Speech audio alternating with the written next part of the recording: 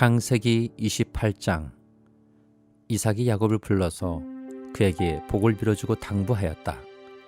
너는 가나안 사람들의 딸들 가운데서 아내를 맞이하지 말아라. 이제 곧 바단 아람에 계시는 부두엘 외할아버지 댁으로 가서 거기에서 너희의 외삼촌 라반의 딸들 가운데서 내 아내가 될 사람을 찾아서 결혼하여라. 전능하신 하나님이 너에게 복을 주셔서 너로 생육하고 번성하게 하시고 마침내 내가 여러 민족을 낳게 하실 것이다. 하나님이 아브라함에게 허락하신 복을 너와 내 자손에게도 주셔서 내가 지금 나그네 살이를 하고 있는 이 땅, 하나님이 아브라함에게 주신 이 땅을 내가 유산으로 받을 수 있도록 해주시길 바란다. 이렇게 복을 빌어준 뒤에 이삭은 야곱을 보냈다. 야곱은 바단 아람으로 가서 라반에게 이르렀다. 라반은 아람 사람 부두엘의 아들이며 야곱과 에서의 어머니인 리브가의 오라버니이다. 에서는 이삭이 야곱에게 복을 빌어주고 그를 바단 아람으로 보내어 거기에서 아내감을 찾게 하였다는 것을 알았다.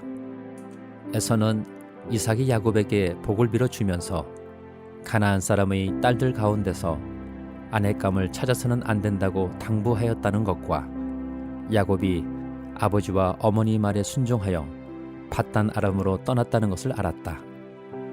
에서는 자기 아버지 이삭이 가나안 사람의 딸들을 싫어한다는 것을 알고 이미 결혼하여 아내들이 있는데도 이스마엘에게 가서 그의 딸 마할랏을 또다시 아내로 맞이하였다.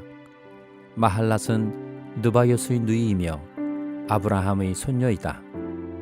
야곱이 브엘세바를 떠나서 하란으로 가다가 어떤 곳에 이르렀을 때에 해가 저물었으므로 거기에서 하룻밤을 지내게 되었다. 그런 돌 하나를 주어서 베개로 삼고 거기에 누워서 자다가 꿈을 꾸었다. 그가 보니 땅에 충계가 있고 그 꼭대기가 하늘에 닿아 있고 하나님의 천사들이 그 층계를 오르락 내리락 하고 있었다. 주님께서 그 층계 위에 서서 말씀하셨다. 나는 주 너의 할아버지 아브라함을 보살펴준 하나님이요 너의 아버지 이삭을 보살펴준 하나님이다. 내가 지금 누워있는 이 땅을 내가 너와 너의 자손에게 주겠다. 너의 자손이 땅의 티끌처럼 많아질 것이며 동서남북 사방으로 퍼질 것이다. 이 땅 위의 모든 백성이 너와 너의 자손독에 복을 받게 될 것이다. 내가 너와 함께 있어서 내가 어디로 가든지 너를 지켜주며 내가 너를 다시 이 땅으로 데려오겠다. 내가 너에게 약속한 것을 다 이루기까지 내가 너를 떠나지 않겠다. 야곱은 잠에서 깨어서 혼자 생각하였다. 주님께서 분명히 이곳에 계시는데도 내가 미처 그것을 몰랐구나. 그는 두려워하면서 중얼거렸다. 이 얼마나 두려운 곳인가. 이곳은 다름 아닌 하나님의 집이다. 여기가 바로 하늘로 들어가는 문이다. 야곱은 다음 날 아침 일찍이 일어나서 베개 삼아 벤 그 돌을 가져다가 기둥으로 세우고 그 위에 기름을 붓고 그곳 이름을 베델이라고 하였다. 그 성의 본래 이름은 루스였다. 야곱은 이렇게 소원하였다. 하나님께서 저와 함께 계시고 제가 가는 이 길에서 저를 지켜주시고 먹을 것과 입을 것을 주시고 제가 안전하게 저희 아버지 집으로 돌아가게 해주시면 주님이 저의 하나님이 되실 것이며 제가 기둥으로 세운 이 돌이 하나님의 집이 될 것이며 하나님께서 저에게 주신 모든 것에서 열의 하나를 하나님께 드리겠습니다. 마태복음 27장. 새벽이 되어서 대제사장들과 백성의 장로들이 모두 예수를 죽이기로 결의하였다. 그들은 예수를 결박하여 끌고 가서 총독 빌라도에게 넘겨주었다. 그때 예수를 넘겨준 유다는 그가 유죄 판결을 받으신 것을 보고 뉘우쳐 그 은돈 30잎을 대제사장들과 장로들에게 돌려주고 말하였다. 내가 죄 없는 피를 팔아 넘김으로 죄를 지었소. 그러나 그들은 그것이 우리와 무슨 상관이요? 그대의 문제요 하고 말하였다. 유다는 그 은돈을 성전에 내던지고 물러가서 스스로 목을 매달아 죽었다. 대제사장들은 그 은돈을 거두고 말하였다. 이것은 핏값이니 성전 궁고에 넣으면 안 돼요. 그들은 위문한 끝에 그 돈으로 토기장이 밭을 사서 나그네들이 묘지로 사용하기로 하였다. 그 밭은 오늘날까지 피밭이라고 한다. 그래서 예언자 예레미야를 시켜서 하신 말씀이 이루어졌다. 그들이 은돈 30립 곧 이스라엘 자손이 값을 매긴 사람의 몸값을 받아서 그것을 주고 토기장의 밭을 샀으니 주님께서 내게 지시하신 그대로다. 예수께서 총독 앞에 서시니 총독이 예수께 물었다. 당신이 유대인의 왕이오? 그러나 예수께서는 당신이 그렇게 말하고 있어 하고 말씀하셨다. 예수께서는 대제사장들과 장로들이 고발하는 말에는 아무 대답도 하지 않으셨다. 그때 빌라도가 예수께 말하였다. 사람들이 저렇게 여러 가지로 당신에게 불리한 증언을 하는데 들리지 않소? 예수께서 한마디도 단 한 가지 고발에도 대답하지 않으시니 총독은 매우 이상히 여겼다. 명절 때마다 총독이 무리가 원하는 죄수 하나를 놓아주는 관례가 있었다. 그런데 그때 바라바라고 하는 소문난 죄수가 있었다. 무리가 모였을 때 빌라도가 그들에게 말하였다. 여러분은 내가 누구를 놓아주기를 바라오? 바라바요, 그리스도라고 하는 예수요. 빌라도는 그들이 시기하여 예수를 넘겨주었음을 알았던 것이다. 빌라도가 재판석에 앉아 있을 때 그의 아내가 사람을 보내어 말을 전하였다. 당신은 그 옳은 사람에게 아무 관여도 하지 마세요. 지난밤 꿈에 내가 그 사람 때문에 몹시 괴로웠어요. 그러나 대제사장들과 장로들은 무리를 구슬러서 바라바를 놓아달라고 하고 예수를 죽이라고 요청하게 하였다. 총독이 그들에게 물었다. 이 두 사람 가운데서 누구를 놓아주기를 바라오? 그들이 말하였다. 바라바요. 그때 빌라도가 그들에게 말하였다. 그러면 그리스도라고 하는 예수는 나더러 어떻게 하라는 거요? 그들이 모두 말하였다. 그를 십자가에 못 박으시오. 빌라도가 말하였다. 정말 이 사람이 무슨 나쁜 일을 하였소? 사람들이 더 큰 소리로 외쳤다. 십자가에 못 박으시오. 빌라도는 자기로서는 어찌할 도리가 없다는 것과 또 밀란이 일어나려는 것을 보고 물을 가져다가 무리 앞에서 손을 씻고 말하였다. 나는 이 사람의 피에 대하여 책임이 없으니 여러분이 알아서 하시오. 그러자 온 백성이 대답하였다. 그 사람의 피를 우리와 우리 자손에게 돌리시오.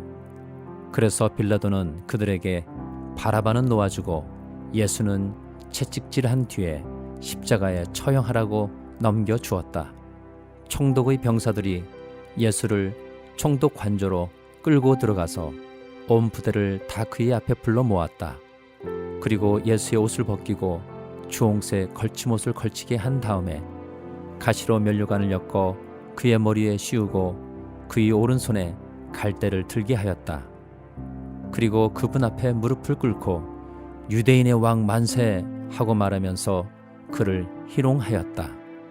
또 그들은 그에게 침을 뱉고 갈대를 빼앗아서 머리를 쳤다.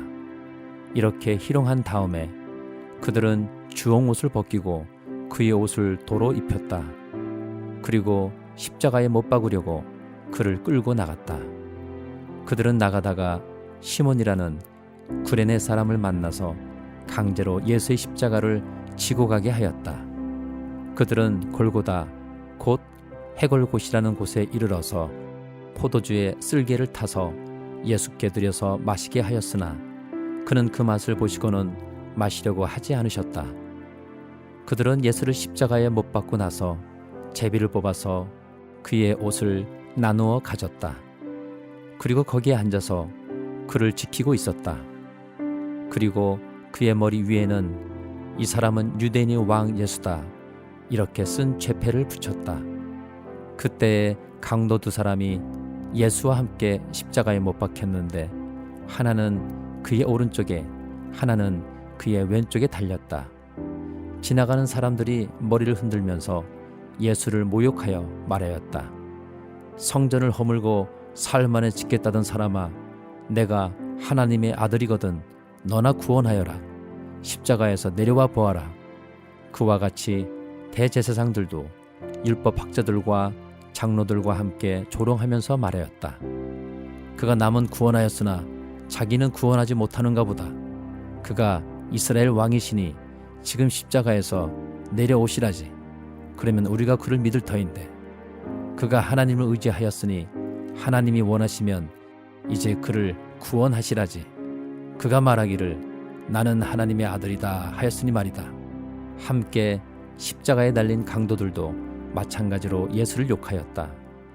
낮 12시부터 어둠이 온 땅을 덮어서 오후 3시까지 계속되었다. 3시쯤에 예수께서 큰 소리로 부르짖어 말씀하셨다. 엘리 엘리 라마 사박다니. 그것은 나의 하나님 나의 하나님 어찌하여 나를 버리셨습니까? 라는 뜻이다. 거기에 서 있는 사람들 가운데 몇이 이 말을 듣고서 말하였다. 이 사람이 엘리야를 부르고 있다. 그러자 그들 가운데서 한 사람이 곧 달려가서 해면을 가져다가 신 포도주에 적셔서 갈대에 꿰어 그에게 마시게 하였다. 그러나 다른 사람들은 어디 엘리야가 와서 그를 구하여 주나 두고 보자 하고 말하였다. 예수께서 다시 큰 소리로 외치시고 숨을 거두셨다. 그런데 보아라, 성전 휘장이 위에서 아래까지 두 폭으로 찢어졌다. 그리고 땅이 흔들리고 바위가 갈라지고 무덤이 열리고 잠자던 많은 성도의 몸이 살아났다. 그리고 그들은 예수께서 부활하신 뒤에 무덤에서 나와 거룩한 도성에 들어가서 많은 사람에게 나타났다. 백부장과 그와 함께 예수를 지키는 사람들이 지진과 여러 가지 일어난 일들을 보고 몹시 두려워하여 말하기를 참으로 이분은 하나님의 아들이셨다 하였다. 거기에는 많은 여자들이 멀찍이 지켜보고 있었는데 그들은 예수께 시중을 들면서 갈릴리에서 따라온 사람이었다. 그들 가운데는 막달라 출신 마리아와 야고보와 요셉의 어머니 마리아와 세베대의 아들들의 어머니가 있었다. 날이 저물었을 때 아리마대 출신으로 요셉이라고 하는 한 부자가 왔다. 그도 역시 예수의 제자이다. 이 사람이 빌라도에게 가서 예수의 시신을 내어달라고 청하니 빌라도가 내어주라고 명령하였다. 그래서 요셉은 예수의 시신을 가져다가 깨끗한 삼배로 싸서 바위를 뚫어서 만든 자기의 새 무덤에 모신 다음에 무덤 어귀에다가 큰 돌을 굴려놓고 갔다. 거기 무덤 맞은편에는 막달라 마리아와 다른 마리아가 앉아 있었다. 이튿날 곧 예비일 다음 날에 대제사장들과 바리새파 사람들이 빌라도에게 몰려가서 말하였다. 카카, 세상을 미혹하던 그 사람이 살아있을 때에 사흘 뒤에 자기가 살아날 것이라고 말한 것을 우리가 기억하고 있습니다. 그러니 사흘째 되는 날까지는 무덤을 단단히 지키라고 명령해 주십시오. 혹시 그의 제자들이 와서 시체를 훔쳐가고서는 백성에게는 그가 죽은 사람들 가운데서 살아났다 하고 말할지도 모릅니다. 그렇게 되면 이번 속임수는 처음 것보다 더 나쁜 영향을 미칠 것입니다. 빌라도가 그들에게 말하였다. 경비병을 내줄 터이니 물러가서 제주껏 지키시오. 그들은 물러가서 그 돌을 봉인하고 경비병을 두어서 무덤을 단단히 지켰다. 에스라 4장. 유다와 베냐민의 대적은 사로잡혀 갔다가 돌아온 사람들이 주 이스라엘의 하나님이 성전을 짓고 있다는 말을 듣고서 스룹바벨과 각 가문의 우두머리들에게 와서 말하였다. 아시리아 왕 에살 핫돈이 우리를 여기로 데려왔을 때부터 이제까지 우리도 당신들과 마찬가지로 당신들이 하나님을 섬기며 줄곧 제사를 드려왔으니 우리도 당신들과 함께 성전을 짓도록 하여 주시오. 스룹바벨과 예수아와 그 밖에 이스라엘 각 가문의 우두머리들이 그들에게 대답하였다. 당신들과는 관계가 없는 일이오. 주 우리의 하나님께 성전을 지어드리는 것은 우리가 할 일이요 페르시아 왕 고레스가 우리에게 명령한 대로 주 이스라엘의 하나님의 성전을 짓는 것은 오로지 우리가 할 일이요.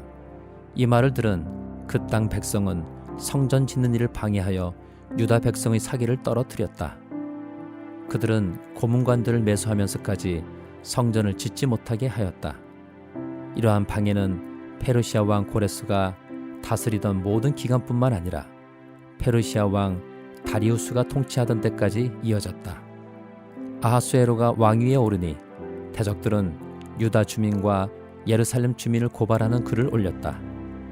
아닥사스다 때에도 비슬람과 미드르닷과 다브엘과 그 밖의 동료 관리들이 페르시아의 아닥사스다 왕에게 글을 올렸다. 그 편지는 아람글로 적었고 번역이 되었다. 르흠 사령관과 심세 서기관은 예루살렘 주민을 고발하는 상소문을 아닥사스다 왕에게 썼다. 그때에 상소를 올린 사람은 르흠 사령관과 심세 서기관과 동료들과 그 밖에 디나 사람과 아바삿 사람과 다블레 사람과 아바세 사람과 아렉 사람과 바빌로니아 사람과 수산 사람과 대해 사람과 엘람 사람과 귀족 오스나발이 사마리아의 여러 성과 유프라테스 강 서쪽 여러 지방에 이주시킨 민족들이다. 다음은 이들이 보낸 상소문의 내용이다. 유프라테스 강 서쪽에 있는 신하들이 아닥사스다 임금님께 아뢰입니다. 임금님께서 다스리시는 여러 지방에 흩어져서 살던 유다 사람들이 우리가 사는 예루살렘으로 와서 자리를 잡고 범죄와 반역을 일삼던 악한 성읍 예루살렘을 지금 다시 세우고 있습니다. 기초를 다시 다지고 성벽을 쌓아 올리고 있습니다. 이 일을 임금님께 아뢰입니다.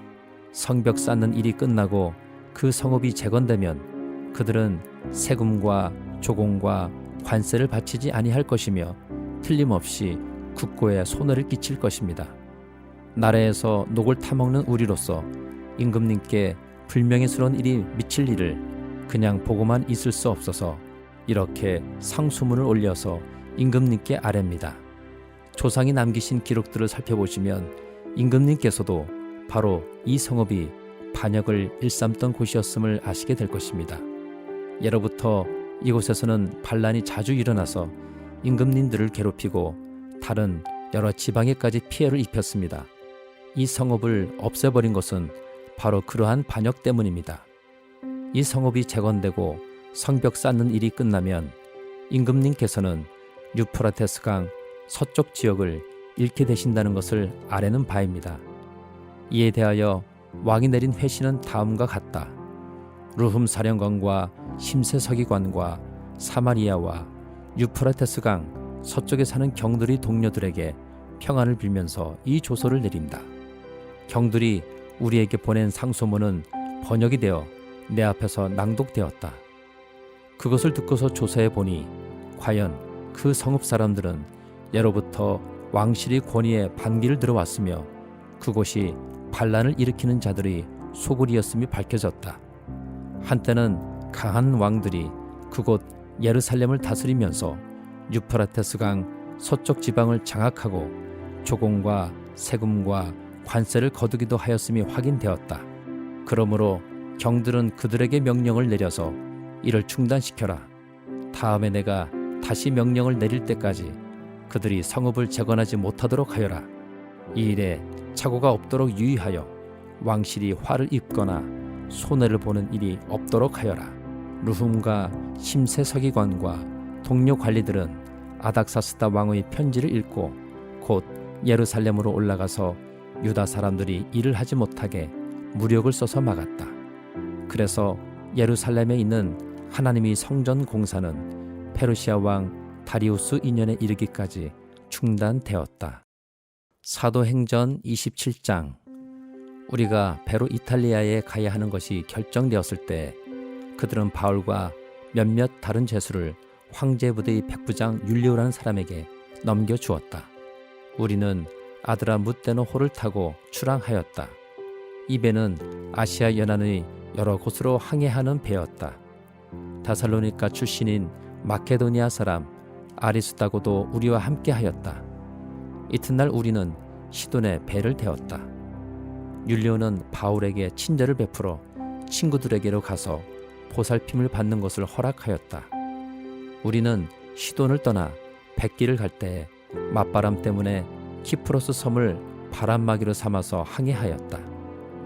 우리는 길리기아와 밤빌리아 앞바다를 가로질러 항해하여 루기아에 있는 무라에 이르렀다. 거기서 백부장은 이탈리아로 가는 알렉산드리아 배를 만나서 우리를 그 배에 태웠다.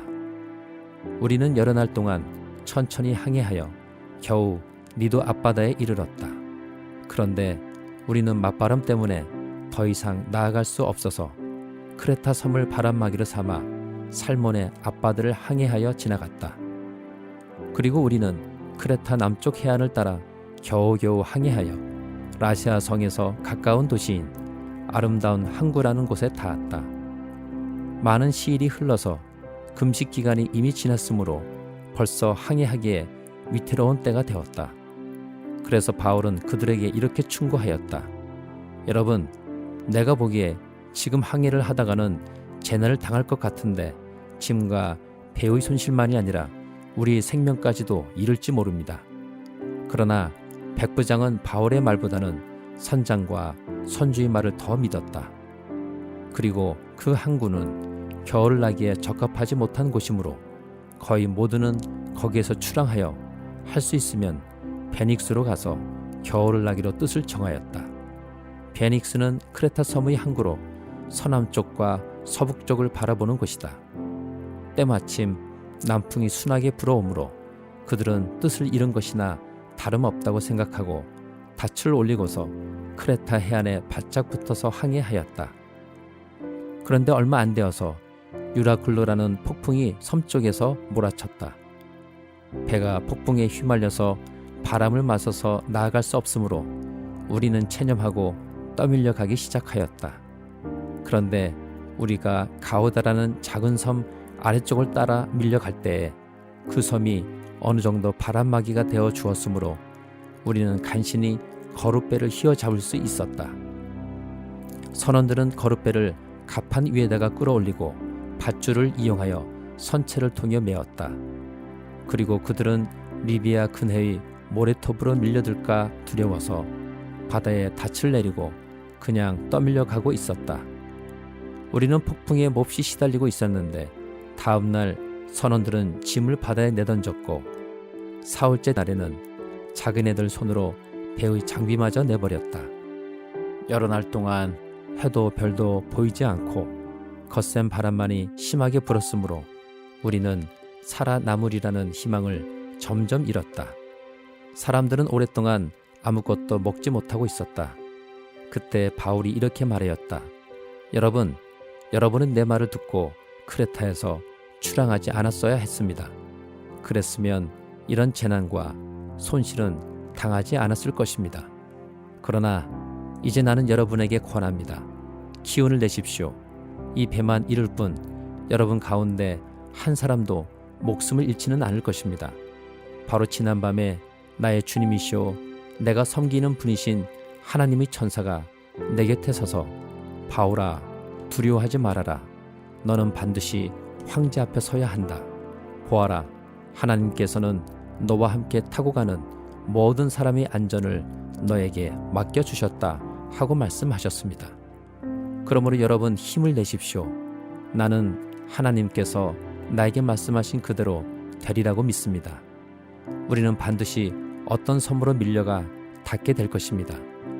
19일째 밤이 되었을 때에 우리는 아드리아 바다에 떠밀려 다녔다. 한밤중에 선원들은 어떤 육지에 가까이 이르고 있다고 짐작하였다. 그들이 물 깊이를 재어보니 20길이었다. 좀 더 가서 재니 15길이었다. 우리는 혹시 암초에 걸리지나 않을까 염려하여 고물에서 단 4개를 내리고 날이 새기를 고대하였다. 그런데 선원들이 배를 버리고 달아나려고 이물에서 닻을 내리는 척하면서 바다에 거룻배를 풀어 내렸다. 바울은 백부장과 병사들에게 말하였다. 만일 이 사람들이 배에 그대로 남아 있지 않으면 당신들은 무사할 수 없습니다. 그러자 병사들이 거룻배의 밧줄을 끊어서 거룻배를 떨어뜨렸다. 날이 새어 갈 때에 바울은 모든 사람에게 음식을 먹으라고 권하면서 말하였다. 여러분은 오늘까지 열나흘 동안이나 마음을 졸이며 아무것도 먹지 못하고 굶고 지냈습니다. 그래서 나는 여러분들에게 음식을 먹으라고 권합니다. 그래야 여러분은 목숨을 유지할 힘을 얻을 것입니다. 여러분 가운데서 아무도 머리카락 하나라도 잃지 않을 것입니다. 바울은 이렇게 말하고 나서 빵을 들어 모든 사람 앞에서 하나님께 감사를 드리고 떼어서 먹기 시작하였다.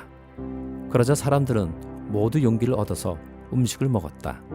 배에 탄 우리의 수는 모두 176명이었다. 사람들이 음식을 배부르게 먹은 뒤에 남은 식량을 바다에 버려서 배를 가볍게 하였다. 날이 새니 어느 땅인지는 알 수 없지만 모래밭이 있는 항만이 보였다. 그래서 그들은 어떻게 해서든지 배를 거기로 몰아 해변에 대기로 작정하였다.